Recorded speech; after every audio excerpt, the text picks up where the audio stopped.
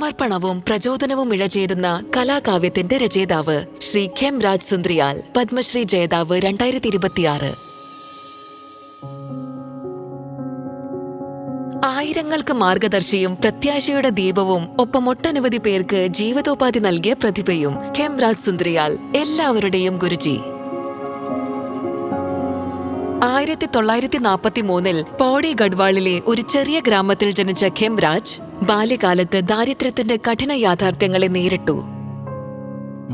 School കാലത്താണ് സന്ത് കബീറിനെ കുറിച്ച് അറിയാനിടയായത്.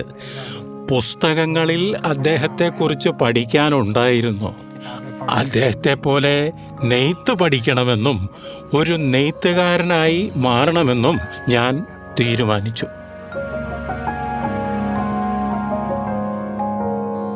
Handloom ടെക്നോളജിയിലെ ഡിപ്ലോമയ്ക്ക് ശേഷം തൊഴിൽ തേടിയപ്പോൾ അവസരങ്ങൾ ഖേംരാജിനെ ഡൽഹിയിലേക്ക് നയിച്ചു. പൗഡിയിൽ നിന്നും ഡൽഹിയിലേക്ക് പോകാനുള്ള പണം ഖേംരാജിന്റെ കൈവശം ഉണ്ടായിരുന്നില്ല. അപ്പോഴാണ് അദ്ദേഹത്തിന്റെ അപകടത്തിൽ പരിക്കേറ്റ ഒരു ബന്ധുവിനെ ചികിത്സിക്കാനായി അദ്ദേഹത്തിനൊപ്പം ഡൽഹിയിലേക്ക് അയച്ചത്. ഇപ്രകാരം യാദർശികമായി അദ്ദേഹം ഡൽഹിയിലെത്തി. ഡൽഹി ക്ലോത്ത് മില്ലിലെ പ്രവർത്തനാനുഭവത്തിന് ശേഷം അദ്ദേഹം വീവേഴ്സ് സർവീസ് സെന്ററിലേക്ക് എത്തി.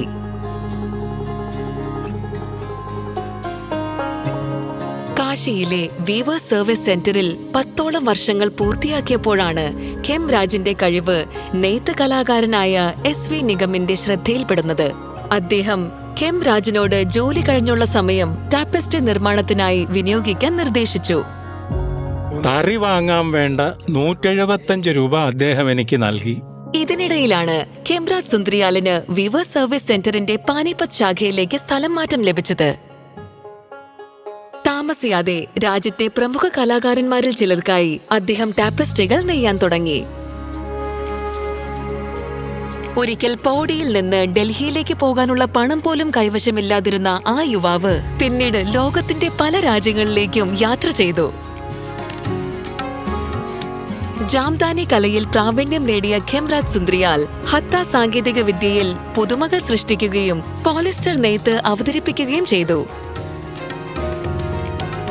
അദ്ദേഹത്തിന്റെ നിരന്തര പ്രയത്നം പാനിപത്തിന്റെ ദരി, ഖേസ് ഉൽപ്പന്നങ്ങളെ വീണ്ടും ജനകീയമാക്കി. വിരമിച്ച ശേഷം വിഷ്ണു ഹാൻഡ്ലൂം കോർപ്പറേറ്റീവിലൂടെ 10,000-ലേറെ യുവജനങ്ങളുടെ ജീവിതത്തിന് അദ്ദേഹം ദിശ നൽകി. ഇന്ന് രാജ്യത്തെ പ്രശസ്ത കലാ ഡിസൈൻ സ്ഥാപനങ്ങളിലെ വിദ്യാർത്ഥികളും അദ്ദേഹത്തിൽ നിന്ന് നെയ്ത്തിന്റെ പാഠങ്ങൾ അഭ്യസിക്കുന്നു.